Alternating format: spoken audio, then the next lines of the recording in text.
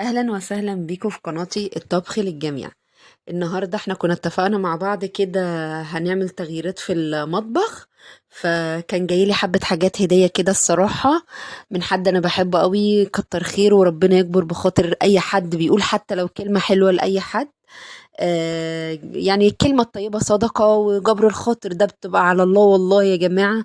جبر الخاطر جميل. احنا اول حاجة كده فضينا الذرة في المطبخ، ونزلت نزلت كل حاجة من الظرف، وابتديت بقى احط الكاسات الجديدة وطقم الخشاف الجديد اللي جالي دوت.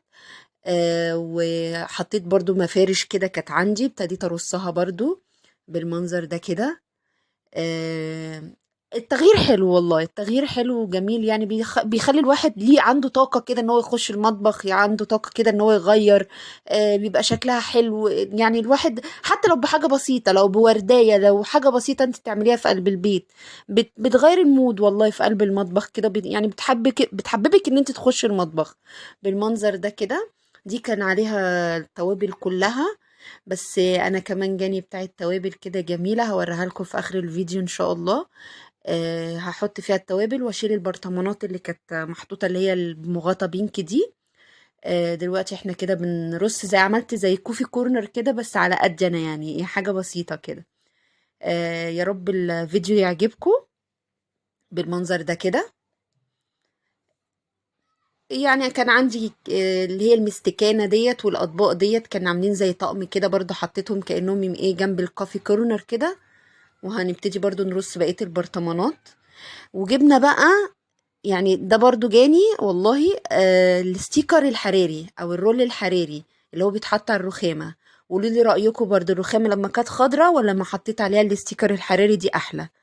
بالمنظر ده كده خلصنا الرف دوت. المنظر ده، احنا اول حاجة لازم نغسل الرخامة كويس قوي عشان خاطر ما يبقاش عليها اي دهون او اي حاجة، ما يخليش الرول يتلزق. دلوقتي ايه، غسلناها كده وهنمسحها بالمنظر ده، ونخليها مندية بس مش قوي. يعني هنمسحها مسحة جامدة جدا وبحتة ناشفة، عشان خاطر بس ما يبقاش فيها نقطة مية كده او كده، ما تخليش الرول الحراري ده يتلزق. في كذا طريقة ليه، في بتعمليه بالمساحة، في بتعمليه زي اللي هي بيتشال منها بالصواني دي، اللي هي البلاستيكة اللي بتشال منها الصواني. انا عملتها بحتة مبلولة، يعني بقماشة كده، وقعدت امشي على الرخامة زي ما انتوا شايفين كده بالمنظر ده. ويعني الصراحة بنوتي كانت بتساعدني فيها، انا بفرد وهي بتشدلي الورق اللزق بتاعها، فكانت الطريقة سهلة جدا بالطريقة دي. لو انت مفيش حد يساعدك ممكن تعمليها بالمساحة، وواحدة واحدة كده تقطعي الورقة اللي مشيتيها خلاص او اللي اتخلعت من الظهرية بالمنظر ده كده، الورقة اللي هي البيضة دي، وايه، وتشديها لبره، وتشديها لبره، هتبقى سهلة معاكي جدا بالمنظر ده كده. تشديها، ولو انت بس ما حدش معاكي بتقطعي الورقة البيضة دي من عند ما انت ماسكاها، وتبتدي بقى تفردي فيها. تحفة بأمانة. غيرت شكل المطبخ تماما، الستيكر ده غير شكل المطبخ تماما. الواحد كان فعلا محتاج لتغيير في قلب المطبخ بجد. ميرسي جدا للي بعت لي الحاجات الجميلة دي، وبحبكم بحبكم قوي. بس نبتدي نمشيها كده. ده كذا فيديو يشرح عمايلها ازاي، بس يقولك طريقتها صعبة ومش طريقتها صعبة.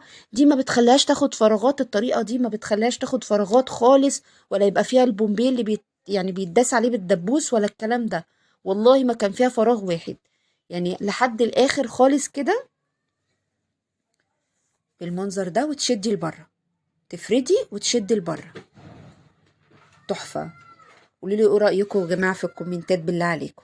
دلوقتي كده قلت امسح الازاز كده بورق الجورنان المنظر ده. وكمان كان عندي فرع لد بس انا كنت شايلاه، رجعت حطيته تاني.